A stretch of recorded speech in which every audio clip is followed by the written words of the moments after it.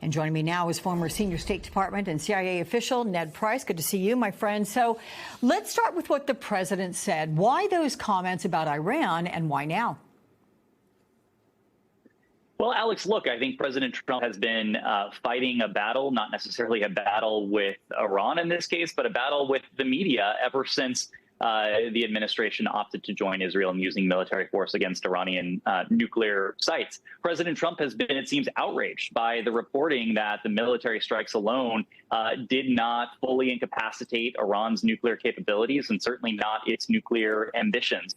The question I've always had is why?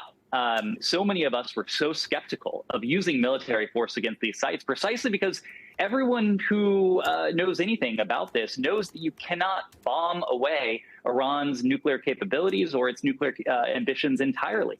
The only way to do that on a permanent and verifiable basis is through diplomacy. And President Trump may belatedly be coming around to recognize the fact that Iran still has a latent capability. Iran may have ambitions to reconstitute elements of its nuclear program. And President Trump, who wanted the media and everyone to believe that Iran's nuclear sites were totally obliterated, completely obliterated in his words, may now be recognizing that there's more work to do, and that work needs to be diplomatic in order to remove this challenge on a permanent and verifiable basis. Okay, the president and the speaker, they keep repeating the claim about Hamas stealing food. So where is the truth here? Look, Alex, with all these questions, the truth may be murky, but I think here's what we do know. Hamas is a sinister, evil terrorist organization, and there is no need to level exaggerated charges on top of what we already know to be true when it comes to Hamas and its nature. By credible accounts, the U.S. government believes that Hamas has not been systematically diverting humanitarian assistance away from the Palestinian people. I say that not to absolve Hamas, of course, but I say that because in this case, that truth should have had policy implications. And because the United States and Israel made this charge several weeks ago in May of this year, Israel essentially forbade the United Nations from administering aid in the way that aid is best and most effectively administered in the greatest volume to the Palestinian people. And instead, this U.S.-backed and Israeli-backed platform called the Gaza Humanitarian Foundation has replaced the UN system. And in so doing so, the GHF, as it's known, has not been able to feed hungry Palestinians.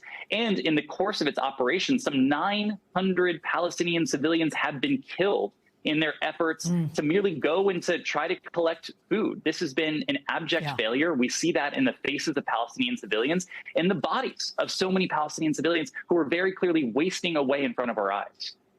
Yeah, it's really, really hard to watch. So in that Q&A, President Trump also said that Israel has a decision to make after he talked about the hostage situation. How do you interpret that? We don't know. We don't know what he means. And look, I think we have to applaud Israel for announcing these tactical humanitarian pauses. Frankly, they should have done this weeks ago. They should have allowed the UN to continue its aid distribution efforts inside the Gaza Strip because the U.S.-backed and Israeli-backed effort has been an abject failure.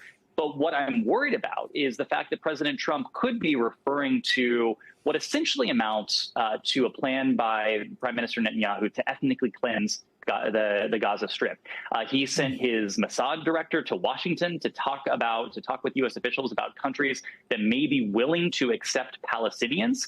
And Prime Minister Netanyahu clearly wants to empty the Gaza Strip. He would like to empty the Gaza Strip of as many Palestinians as he is able. But in doing so, that would be tantamount to ethnic cleansing. The Israeli government claims this would be voluntary, but everyone who knows anything about this knows that the Palestinians don't want to leave the Strip. They don't want to leave their West Bank. They don't want to leave the land that they believe to be theirs and that history has recognized as theirs. And that's why there needs to be a continued momentum towards a two-state solution, not a solution that would essentially amount to what has to be called ethnic cleansing.